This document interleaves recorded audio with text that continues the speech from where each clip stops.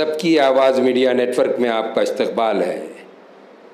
आज अब्दुल सत्तार ने press conference से खिताब करते हुए कहा कि मैं आज़ाद हूँ, सीएम समेत मैं किसी भी पार्टी के लीडर से मिल सकता हूँ और मैं सीएम से मिला, सीएम का शुक्रिया अदा किया जो काम उन्होंने मेरे हल्का इंतखाब यानी कॉन्स्टिट्यूंसी में किए। अब्दुल सत्तार ने बहुत सारे सवालात के जवाबात दिए। उन्होंने कहा कि कांग्रेस मुझे टिकट देने के लिए तैयार है। मुझे फ़ोन आए दिल्ली और मुंबई से, लेकिन मैं 29 मार्च को होने वाले मिड़ावे के बाद इस बात का फैसला करूंगा। पेश खिदमत है अब्दुल सत्तार की आज औरंगाबाद में हुई प्रेस कॉन्फ्रेंस की झलकियां।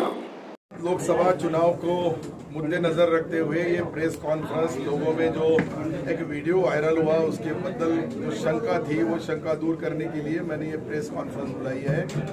मैं सम्माननीय मुख्यमंत्री जी ने जो 4.5 साल मेरे चुनाव क्षेत्र में मदद किए उनका आभार मानने के लिए गया था। उसमें राजकीय पॉलिटिकल चर्चा जरूर हुई, लेकिन ये सारी चर्चाएं उनको पूछना चाहिए क्या हुई, मैं वहाँ क्या हुआ ये मैं बताने वाला नहीं है।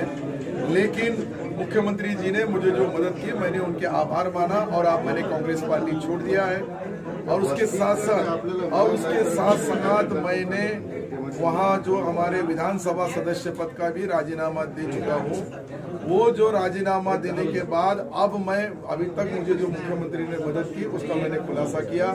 मुंबई से, नांदेड़ से और दिल्ली से सारे नेताओं का मुझे फोन आया है, वरिष्ठ नेताओं का, कि आप अगर कांग्रेस से लड़ना है आपको, हम टिकट बदल के आपको देते हैं। मैंने बोला 29 तारीख के दिन मैं इसका निर्णय आपको दूंगा। 29 तारीख के दिन औरंगाबाद जो लोकसभा चुनाव क्षेत्र है इसके कार्यकर्ताओं का एक मेड़ावा बुलाया गया है। उस मेड़ावे में जो कार्यकर्ता मुझे आदेश देंगे मैं उसका पालन करूंगा। मैं कोई अकेले मुख्यमंत्री जी से ही नहीं मिला, मैं अबू आजमी साहब से मिला हूँ, मैं इम्तियाज जलील साहब से फोन पे बात किया हूँ, उसके संग हमारे राष्ट्रवादी के नेता जयंत पाटिल साहब से भी बात किया हूँ। प्रकाश अम्बेडकर जी से मेरी बात हो नहीं सकी, मैं इसके बाद प्रकाश जी अम्बेडकर साहब से भी मिलने वाला हूँ, ताकि अपक्ष उम्मीदवार को सारे पक्ष के नेताओं से मिलना चाहिए, कोई मदद दे या ना दे।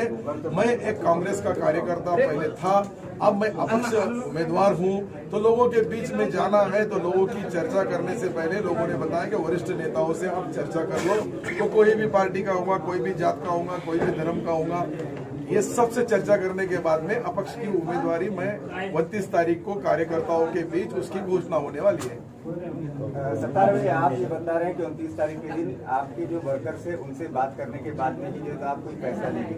यदि आपके कार्यकर्ता आपको कहते हैं कि बहुजन वंचित आघाड़ी से आप इलेक्शन कंटेस्ट करें, तो क्या आप बहुजन वंचित आघाड़ी से इलेक्शन लड़ेंगे? मैंने पहले ही साफ और स्पष्ट शब्दों में आपको खुलासा किया है कि मैं कोई पक्ष में जाने वाला नहीं और मैं कोई पक्ष में जाने का सवाल ही नहीं आता। मैं कांग्रेस छोड़ने के बाद अपक्ष उम्मीदवार हूँ।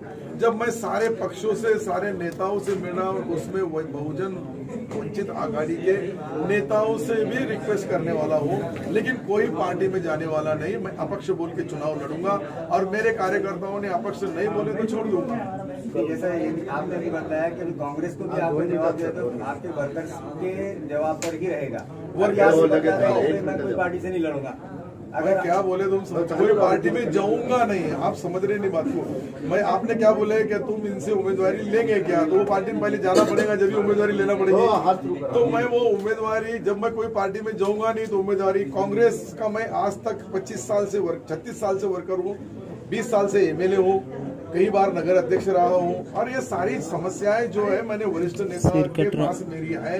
वरिष्ठ नेताओं ने दिल्ली से और मुंबई से और नांदेड़ से मेरे साथ चर्चा की है। उनकी चर्चा में उन्होंने जो बताया वो भी आपके सामने मैंने स्पष्ट रखा है, क्योंकि उम्मीदवार ये भिखारी होता है और भिखारी को कोई भी दरवाजे पे भीख मांगना अपक्ष के लिए कोई बड़ी बात नहीं। मतदाता वही होते हैं जो मतदाता किसी न किसी पार्टी से कनेक्ट होते हैं, कुछ कार्यकर्ता कनेक्ट होते हैं। वो कल ये नहीं बोल सकते तुमने हमारे नेता को तो बोले ही नहीं, हम तुमको मतदान नहीं देते। तो ये सारी भावनाएं सामने रखते हुए मैंने उनसे रिक्वेस्ट की, विनती की, गुजारिश की। अब देना नहीं देना, मदद करना नहीं करना, ये उनका काम है।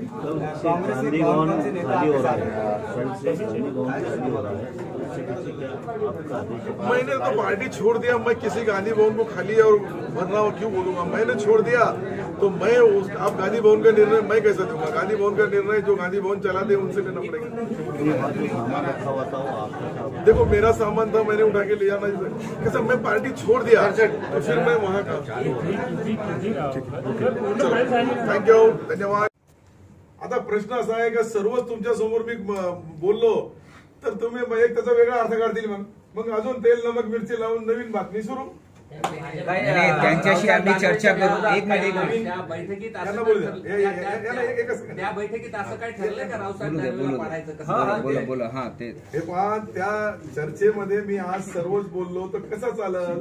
शेवटी मी राजकारणी आहे, ते राजकारणी आहे। राजकारणी पुढारी ज्या वेळेस एकमेकाला 1.5-2 तास चर्चा करतात तर त्याच्या पाठीमागं काहीतरी थोडंफार राजकीय असतंच, ते काही नवीन नाही आहे। मी तुम्हाला किती लपवलं तर माझ्यापेक्षा आपण हुशार आहात तुम्ही ते। आणि मी समजा अवेसीला भेटलो, मी समजा प्रकाश आंबेडकरला भेटलो तर ही चूक काय आहे? समजा ते मतदान त्यांच्याकडे आहे, मी आता जयंत पाटलाला भेटणार जाणार आहे। प्रश्न मी सर्व नेत्याला का भेटू लागलो याच्या पाठीमागं तुम्ही एकच चष्म्याने पाहिला, तुम्हाला तितकंच दिसणार। सर आता तुम्ही भेटावं, सगळ्याची माणुसकी जपावी हे आमचा याच्याबद्दल आक्षेप नाही, पण ह्या काळामध्ये ज्या भेटी होतात त्याकडे संशयाने बघितलं जातं म्हणून हे प्रश्न आहेत सर। म्हणून राजकीय बातमी होती ती। 1.5 तास तुम्ही चर्चा केली, यात काय सर? तुम्ही स्वतः सांगताय 1.5-2 तास। आज 1.2 वाजले, तुम्ही घडीमध्ये पाहिले का? 12:15 वाजता ते आले। चर्चा झाली त्यातली थोडी माहिती आम्हाला द्या। थोडी माहिती हीच आहे ना, तुम्ही आता शोधा, याचा बातमी तुम्ही शोधा। असं सांगितलं का मुख्यमंत्र्यांनी की औरंगाबाद मध्ये खासदार चंद्रकांत खैरे ही युतीचे उमेदवार आहेत, त्यांना मदत करणार नाही, ती तुम्हाला मदत करणार आहेत? आता मी तुम्ही त्यांना विचारायला पाहिजे, तुम्ही पण सांगा ना त्यांची मनची बात मी कसं सांगू? असं म्हणाले का की युतीपेक्षा तुम्ही महत्वाचे आहात, तुम्हाला आम्ही मदत करू? नाही, बिलकुल नाही। काय भाजप मदत करणार असं वचन तुम्हाला मिळालेलं आहे? काय बोलतील त्यांनाच विचारा तुम्ही। मी जी चर्चा केली त्यांच्या सोबत ती मला त्यांनी जे 4.5 वर्ष सन्माननीय मुख्यमंत्री भारतीय जनता पार्टी शिवसेनेचे असतानाही माझ्या मतदारसंघात जो विकास निधी दिला, तुम्ही आकडेवारी पाहून घ्या। जी आकडेवारी पाहिली, कन्नड असेल, औरंगाबाद असेल किंवा अजून कोणताही मतदारसंघ असेल, त्याच्यापेक्षा जास्त पैसा ज्यावेळेस मला मिळाला, त्यांचे आभार मानणे हे चूक असेल तर माझी चूक केली मी। 4.5 वर्ष तुम्ही आभार यांचे एवढेच मानणार आहे? भेटीपुरते मर्यादित आहेत का प्रवेशापर्यंत पोहोचणार आहेत? नाही, फक्त आभार हे निधी पुरते आणि नेत्यांचा आभार यासाठी मानावं लागतं की ते आज राज्याचे विधानसभा झाल्यानंतर राज्याचे प्रमुख आहेत ते। सत्तार साहेब, विषय असा आहे की खूप जवळचा माणूस दुःख एकमेकाला सांगत असतो। तुम्ही अशोक चव्हाण तुमच्या जवळचे आहेत, तर त्यांचंही दुःख तुम्हाला सांगितलंय का? जसं तुम्ही पक्षाच्या बाहेर पडून तसंही ते काही पडणार आहे? दोघांनी मी अशोकरावशी सर्व चर्चा करतो, अशोकरावचा माझा काही वाद नाही, ते आमचे नेते आहे। ही सर्व परिस्थिती त्यांच्या कानावर आहे, त्यांना सर्व याची माहिती आहे। ते राज्याचे प्रमुख आहेत, ते मी राहिलेले आहेत, मुख्यमंत्री 2दा राहिलेले आहेत, त्यांना माहिती का मी भेटलो? सत्तार साहेब, परवाच्या दिवशी अशोक चव्हाण साहेबांची क्लिप व्हायरल झाली। व्हायरल झाल्यानंतर काही तासातच तुम्ही बंडळी केली, म्हणजे काय त्याचं कनेक्शन अशोकरावांची आहे का? त्यांनी तुम्हाला सांगितलंय का तुम्ही असं बंड करा? तुम्ही 13 तारखेला जी बैठक घेतली होती, प्रेस कॉन्फरन्स इथे घेतली होती, त्यात तुम्ही सांगतायत की मी माझं नाव पुढे केलं होतं, पण तुम्ही फक्त सुभाष झांबड आणि नामदेव पवार आणि ते तुम्ही बनसोडे साहेबांचं जे नाव घेतलं त्यांचं तुम्ही सांगितलं होतं की गंगापूरनं त्यांना विधानसभेचं तिकीट देणार आहे, लोकसभेचे तुम्ही इच्छा दाखवली नाही होती।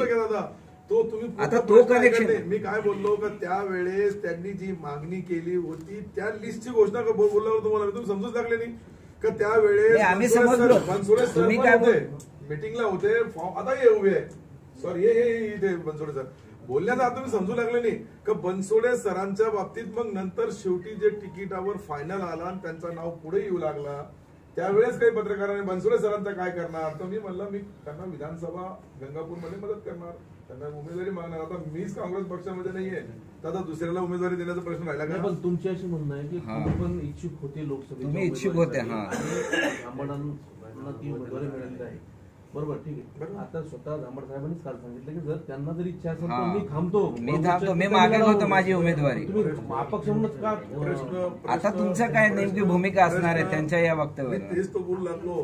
प्रश्न आता अशोकरावजी आणि वरिष्ठ नेते दिल्लीमध्ये निर्णय घेणार. हे काय किराणा दुकाननी काय याचं तिकीट याला दिलं, त्याचं तिकीट त्याला दिलं, माझ्या खिशामध्ये आला मी याला देतो, असं काँग्रेस नाही, चंद्रपूरचं बदललंय ना. किराणा दुकानचा प्रश्न नाहीये, काँग्रेस काही किराणा दुकान नाही आहे साहेब. यांचा सांगू लागलो मी सुभाष झांबड साहेबांचा बोलू लागलो. तुम्ही समजायलाच तयार नाही का त्यांनी जे बोलले त्यांना तिकीट बदलण्याचा अधिकार नाही. हे तिकीट बदलण्याचा अधिकार दिल्लीला असतं ते बोलू लागलो मी. बदललं तर तुमची भूमिका काय? काँग्रेसचं तिकीट मला मिळालं तरी 29 तारखेला कार्यकर्त्यासमोर तोही विषय मी मांडल आणि ती संमती घेईल कार्यकर्त्याकडून. शेवटी कसं आहे की मी जे माझ्याकडे जे प्रस्ताव आलेले मी तुमच्या समोर स्पष्ट मांडले आणि मी माझ्या मी एकटा नाही हो, माझ्या सोबत जे कार्यकर्ते आहे त्यांना मी पहिल्यांदा बोललो की मी अपक्ष लढू लागलो. आता सांगितलं त्यांना का पक्ष देऊ लागला तर तेही त्यांच्यासमोर मांडणार आहे मी. आणि कार्यकर्त्यांनी सांगितलं की ठीक आहे तुम्हाला काँग्रेस पक्ष उमेदवारी देत असेल तर ते घ्या आणि लढा, तुम्ही लढणार. मी नाही कुठे म्हणलं, तुम्ही समजायला तयार नाहीये.